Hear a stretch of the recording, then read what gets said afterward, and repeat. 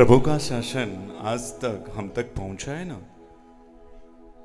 कई महान आचार्य भगवंत से लेकर कई महान साधु भगवंत ने इस शासन की धुरा संभाली, तो आज शासन हम तक पहुंचा है। लेकिन इस शासन को हम तक यहां तक पहुंचाने में सिर्फ साधु भगवंत नहीं, साध्वी जी भगवंत, एक श्रमणी तत्व का भी बहुत बड़ा योगदान प्रभु के शासन में हुआ है।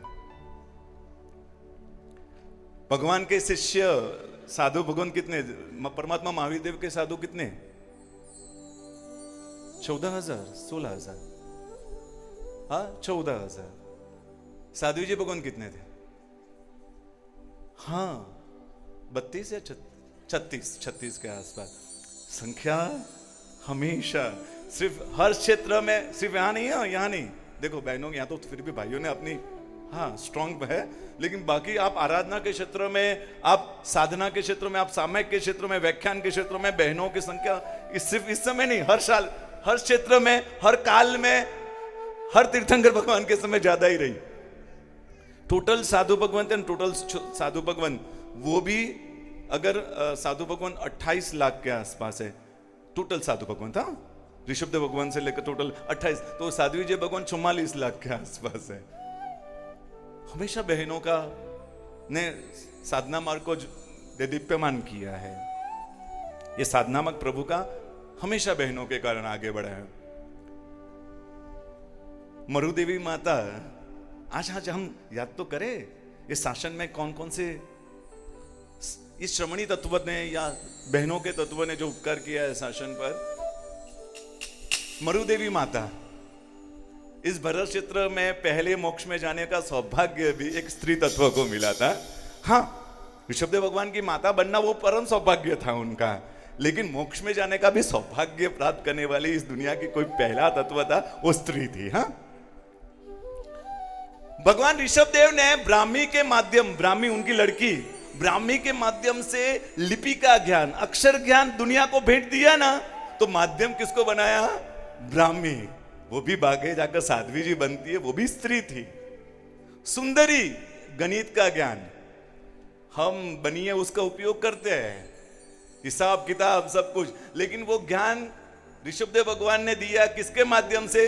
सुंदरी के माध्यम, वो भी स्त्री के माध्यम से। गणित का ज्ञान भी विश्व को मिला ना, तो वो भी स्त्री के माध्यम से। और यही ब्राह्मी सुंदरी, जब बाहुबली जी साधना में थे, केवल ज्ञान की भूमिका में प्रवेश नहीं कर पा रहे थे, तब यही दोनों स्त्री, दोनों बहनें वहां जाकर कहते, वीरा मोरा गज तकी नीचे उतरो, गज चढ़े केवल ना हो रहे। इतने सुंदर शब्दों से बाहुबली जी की साधना जो नहीं हो रही थी, उनके अंदर का मान, वो मान मुक्त करने का काम भी ये दोनों स्त्री तत्व ने किया था, दोनों स्त्री तत्व ने किया था। आगे बढ़े, जम्बू कुमार 8 पत्नियों के साथ एक ही रात में, हम जम्बू स्वामी को तो याद करते हैं, लेकिन जम्बू स्वामी की 8 पत्नियों का नाम मुझे नहीं मिलता है कहीं, मैंने ढूंढो तो भी नहीं मिलता है। लेकिन सोचो, अब मैं भी तो कह रहा हूं, लेकिन यह मानने वाला तो होना चाहिए ना। उन 8 पत्नियों का कितना बड़ा अंदर का व्यक्तित्व होगा कि एक ही रात में पति की कही हुई बातों को स्वीकार करके जीवन भर हाँ का संयम स्वीकार करने के लिए तैयार हो गए। वो 8 स्त्रियां थी, नाम नहीं मिलता है, लेकिन वो भी बड़ा एक पुरुषार्थ था। जम्बू स्वामी तो वैरागी थे, लेकिन उनके पीछे वैरागी बनने वाले वो 8 स्त्रियां। चंदन बालाजी को 6 महीने का पारने का लाभ वो स्त्री तत्व को मिला था, चंदन बालाजी के रूप में। कोई पुरुष ने लाभ नहीं लिया था, उसका भी लाभ स्त्री तत्व को मिला था। मुर्गावती जैसे श्राविका भी, साध्वी जी भी मासी थे किसके? चंदन बालाजी के। एक हिसाब से अपेक्षा से रिश्ते में बड़े, फिर भी एक उपालम छोटा सा कुलीन स्त्रियों को ये नहीं शोभता है। बस अंदर की भूमिका, स्वदोष दर्शन किए, केवल ज्ञानी बन गए, वो स्त्री थे। हाँ, दोषों की बातें करने वाली स्त्री कहते हैं। हाँ, पंचायती करने वाले दोषों को, वो ऐसे वो ऐसे, लेकिन खुद के दोष के देखने वाले भी कोई थे तो मुर्गावती जी थे। वो स्त्री ही थे। आगे बढ़े, हेमचंद्राचार्य, उनकी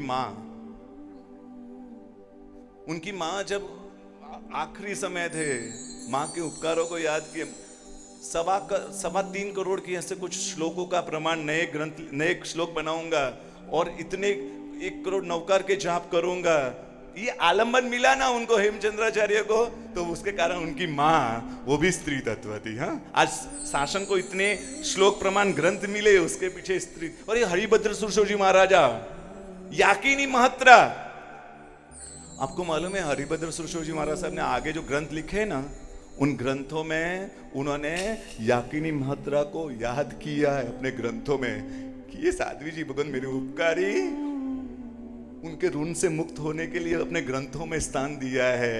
वो कौन थे याकिनी महत्रा? वो भी स्त्री। अकबर जैसा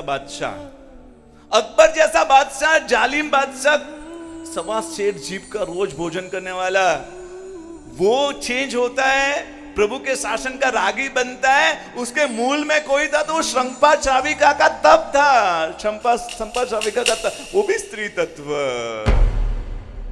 स्त्री तत्व ने हमेशा प्रभु के शासन में एक अनहद उपकार किया है, अनहद उपकार किया। और सच बोलो तो फिर भी देखो ना, इतने उपकारों के बाद भी एक 80 साल की साध्वी जी भगवान, जिसका संयम पर्याय 60 साल का होगा, वो भी 8 साल के बाल मुनि को वंदन करते समय संकोच का नहीं, आनंद का अनुभव करते हैं, प्रभु की आज्ञा को माने का आनंद अनुभव करती है। 80 साल की उम्र के साध्वी जी भगवान ने भी 8 साल के नए बाल मुनि को संकोच के साथ नहीं, स्टेटस कहीं खत्म कर देती है, और सिर्फ आनंद, मेरे प्रभु की आज्ञा है, मुझे करनी है। आज श्राविकाओं के घर में धर्म जीवंत है। आप तो सच बोलो, हम तो एक लिस्ट बना दी है पागल की तरह की, ये प्राप्त करना, और वो लिस्ट को पूरा करने के लिए भागदौड़ में कर लगे हैं। लेकिन सच में धर्म की कोई करनी, वास्तविक में करनी और कमाई करने का कोई काम करती है ना, तो स्त्री तत्व करती है। आज संस्कार हमारे घर में जीवंत है ना, हमारे घर में वो संस्कारों का जीवंत होने का कारण यही है कि ये उपास्य से जुड़ी हुई है, तो आज उपास्य तो वो जुड़ी हुई श्राविका बच्चों में भी वो संस्कार दे पाती है। आज हमारे घर में संस्कार भी कोई जीवंत है तो स्त्री तत्व के कारण है।